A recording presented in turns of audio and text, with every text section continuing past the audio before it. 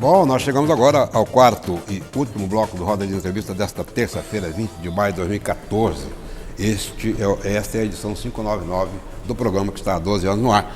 Vamos ao último bloco, temos pouco tempo para tanta pergunta ainda para ser feita. Começa logo com a Norma, que ela vai provocar o nosso presidente. Vamos lá, já falou dessa relação, né? Uma boa relação hoje das construtoras com o cliente, com o consumidor, presidente. Né? Ainda bem que não é o caso, né, da empresa do senhor, mas a gente vê tanto construtoras goianas quanto construtoras, né, em nível nacional, infelizmente não honrando o acordo com o consumidor. Né? O consumidor compra o imóvel na planta, né, e aí ele começa a traçar vários sonhos, o casamento e tal, e infelizmente na data prevista não é entregue esse imóvel, e aí ele recorre aos PROCONs da vida, ao IBEDEC, né? O que a ADEME tem a falar sobre esse desrespeito, porque é um desrespeito com o consumidor. Norma, a Consciente Consultora, que é a minha empresa, tem 32 anos de mercado. Nesse período nós nunca entregamos uma obra com um único dia sequer de atraso. E a grande maioria das nossas empresas associadas da ADEME também tem sido assim. O problema que tem acontecido no mercado, o que acontece, muitos são aqueles empreendimentos que foram lançados lá em 2008, 2009, no apogeu mesmo do crescimento do mercado imobiliário, onde nós tivemos a presença maciça das grandes empresas nacionais, aquelas que foram para o mercado, abriram e lançaram muitos empreendimentos simultâneos e tiveram problemas de várias naturezas, de falta de mão de obra, falta de materiais, e que essa relação realmente teve muito ruim. Teve os empreendimentos mal posicionados, empreendimentos que tiveram que ser cancelados e devolvidos às áreas, desfeitos os contratos e devolvidos às áreas para os proprietários. Teve várias coisas que realmente aconteceram com esse crescimento desenfreado que houve no mercado imobiliário. Hoje, o que ainda existe é algum resquício desses mesmos empreendimentos.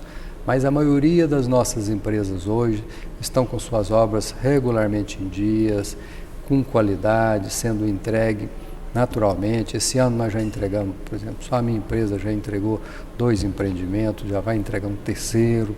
Então, o mercado, eu diria para você que voltou à normalidade. Ainda assim existem questões que a gente tem conhecimento de produtos que ainda estão por acabar, como eu disse, lá de trás, de 2008, 2009. Ou que entrega, né, e não entrega igual do folder, né? A pessoa compra, quando compra o imóvel, ela tem um folder bonito, né? E foi até matéria, eu acho que do Fantástico, né? Que aí, quando chegou era o salão de festa vazando água. Eu estou provocando o senhor para a gente entender o que acontece com essas construtoras, né? Eu acho teto rachando. Essas construtoras estão fadadas ao insucesso, não tem dúvida. O mercado ele vai naturalmente regulando isso. Então, nós temos, lá na ADEME, nós temos tido cuidado de estar sempre alertando as pessoas para, ao comprar, ver o histórico da empresa.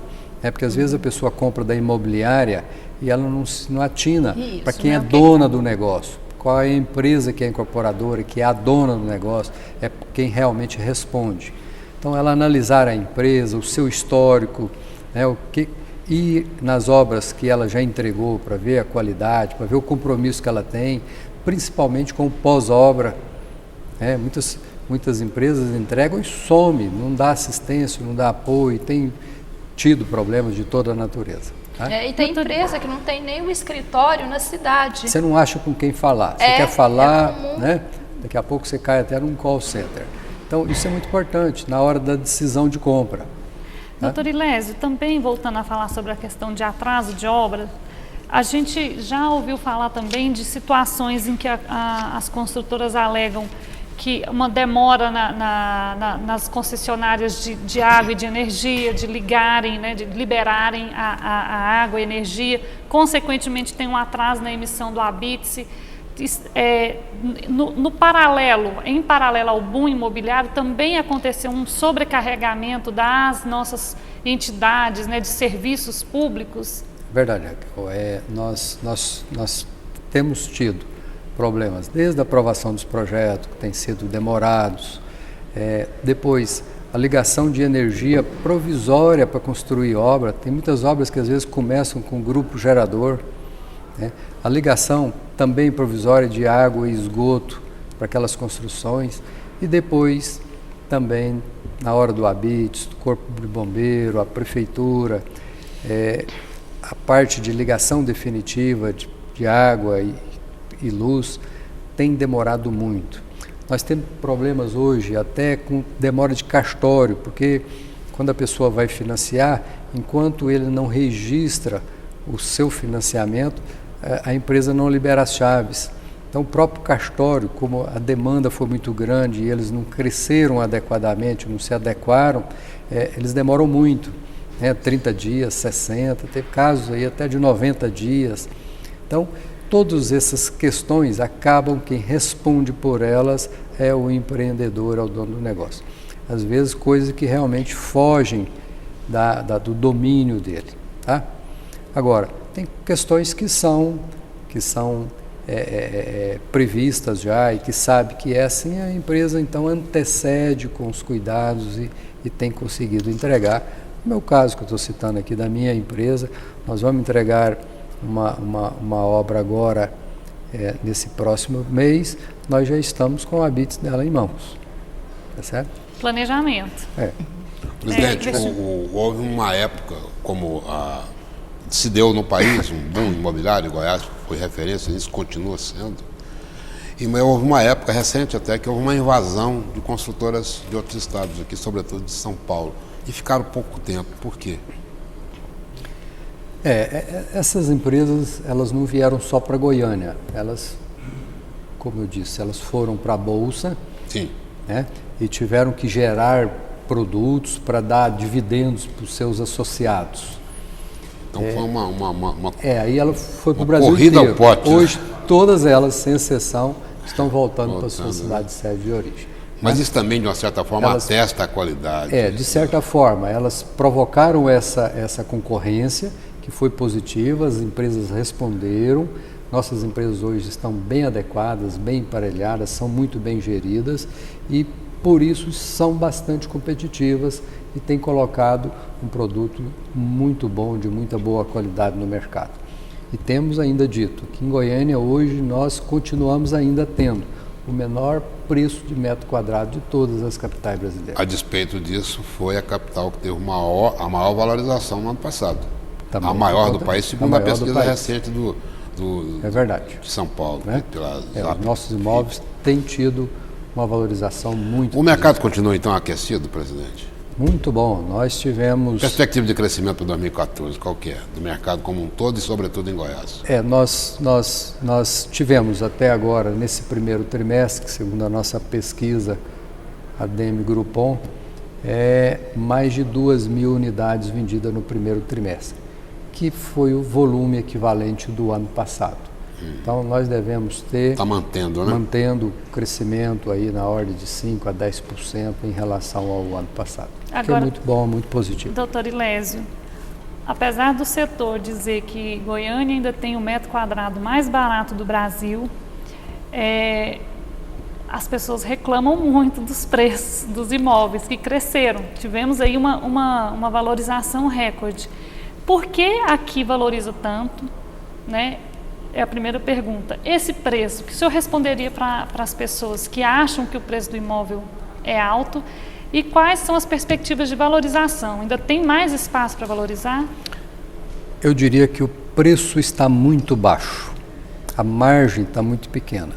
A diferença que a gente às vezes não percebe você vê isso muito nítido, por exemplo, num carro. Uma coisa, quanto vale um Celta, quanto vale uma Mercedes, quanto vale uma Ferrari. Todo mundo tem noção disso. Agora, o imóvel, às vezes se fala muito em metro quadrado, né?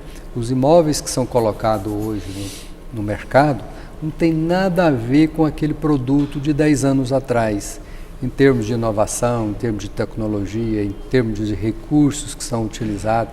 Então, a demanda hoje é por esses produtos com alto valor agregado. Essa é a demanda. Né? A nossa população, felizmente, teve uma melhoria bastante significativa do seu poder econômico, do seu poder de aquisição, e o mercado tem respondido a isso. Então, nós atendemos a demanda. Se a gente percebe que as pessoas querem isso, é para esse caminho que a gente vai, é assim que são feitos os nossos empreendimentos. Pegando um gancho aí na pergunta da Raquel, presidente, né, sobre essa valorização do imóvel, justifica-se, né, eu já ouvi falar muito também que foi o programa Minha Casa Minha Vida, né, com esse subsídio do governo. Né? É verdade isso? Teve uma valorização, um aumento do imóvel? Olha, mercado é a lei natural, que é a lei de mercado, é oferta e procura. Né? Quando você tem uma demanda, e como nós falamos aqui da melhoria da condição financeira da população, quando isso melhora, isso gera demanda. Gerando demanda, é natural que os preços subam. Né? É lei de mercado. Porque não é que o construtor ganhe mais, é toda a cadeia, porque sobem também os materiais. Quando vai comprar o material, ele está mais caro porque tem procura.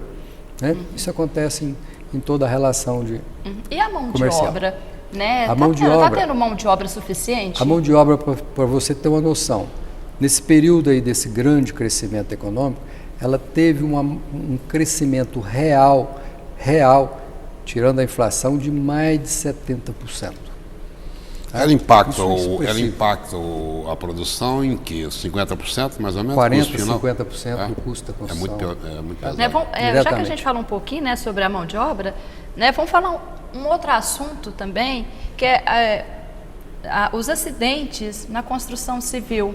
Né, que a gente ainda, acho que é relevante a gente tocar nesse assunto, né, presidente? Eu volto e meio, tem essa problema, preocupação, né? Vamos falar qual que é a orientação da ADEME para as construtoras, e a gente sabe que hoje tem todos os EPIs, né, para o funcionário ali usar, mas tem a resistência do próprio, às vezes, funcionário, o operário, ele não quer usar aquele equipamento, e quando tem algum acidente, a gente fica constatado ali, ele se sujeitou, não quis usar o equipamento e acabou acontecendo o acidente. Vamos falar sobre esse. E só um complemento que diz que nem sempre é tão simples assim determinar e fiscalizar que esse funcionário use. Eu já ouvi de muitas construtoras uma resistência muito grande desse profissional. Olha, nós temos inclusive reclamado até da mídia. Às vezes, há pouco tempo saiu uma manchete: a construção civil é o terceiro maior produtor de acidente de trabalho. Aí mostra a imagem de um prédio. Por que não mostrou do segundo ou do primeiro? Né? Colocou o terceiro e colocou assim. Então, veja bem, nós, a Consciente Construtora, que é a minha empresa, nesse ano que passou, nós entregamos em 2 obras prêmios para os funcionários, porque uma estava com 450 e outra com 550 dias sem nenhum acidente de trabalho. O senhor diria que é também um problema cultural no meio do trabalho. O que acontece é porque os números do setor, que isso traz hoje, o próprio CAGED traz os números do setor, no setor estão toda a cadeia da construção. Então está lá aquele pequeno construtor que realmente não tem seus cuidados com a questão da segurança, que não fornece os EPIs aos seus funcionários. Nós temos o Serviço Social da Construção, que é o braço social da construção, que é forte e que tem atuado muito na medicina do trabalho, na prevenção de acidentes de trabalho, com cursos, com palestras, né? E as empresas realmente estão muito comprometidas, fornecem, cobram, educam. A exemplo que eu citei agora há pouco da minha empresa. Nós, inclusive, fazemos essa premiação como incentivo para que o próprio trabalhador ajude a fiscalizar o seu colega de trabalho. Tá? Então, nessas empresas hoje organizadas, nas empresas nossas filiadas à ADEME, o número de acidentes é realmente muito pequeno hoje, graças a todos esses cuidados que tem. Presidente, nós já estamos quase no final do programa. Primeiro eu vou colocar um assunto aqui que valorizou muito a sua empresa e esses cuidados que o senhor está narrando aí que tem, né, com a qualidade do trabalho, a qualidade da produção e o zelo com o servidor. Tem um funcionário seu que ganhou um prêmio CEBIC de responsabilidade social. O senhor vai contar a história desse funcionário seu e, em seguida, o senhor já aproveita os minutos finais do programa, temos mais aí 1 minuto e pouco, para o senhor fazer uma conclamação ao povo de Goiás sobre a importância do ENIC e o senhor dar uma geral sobre o que se vai debater em Goiânia. Perfeito.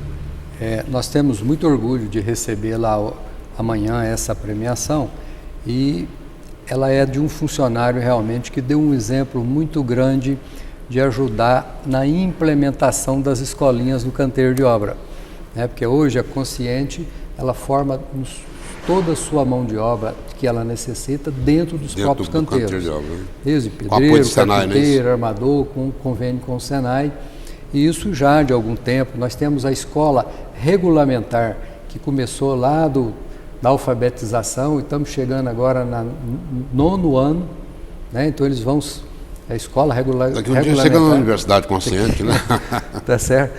E então esse funcionário, ele é uma pessoa que tem ajudado muito a incentivar os seus colegas a ir para o banco de escola depois. E esse trabalho dele está sendo premiado agora. Ele está sendo premiado hoje, é um reconhecimento que eu quero aqui. Parabéns a ele, hein?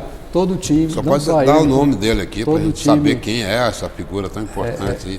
Paulo... É o Paulo da Consciência. Paulo da Consciência. Bom, né? Agora eu convidando o povo. Quero então aproveitar, convidar todos vocês.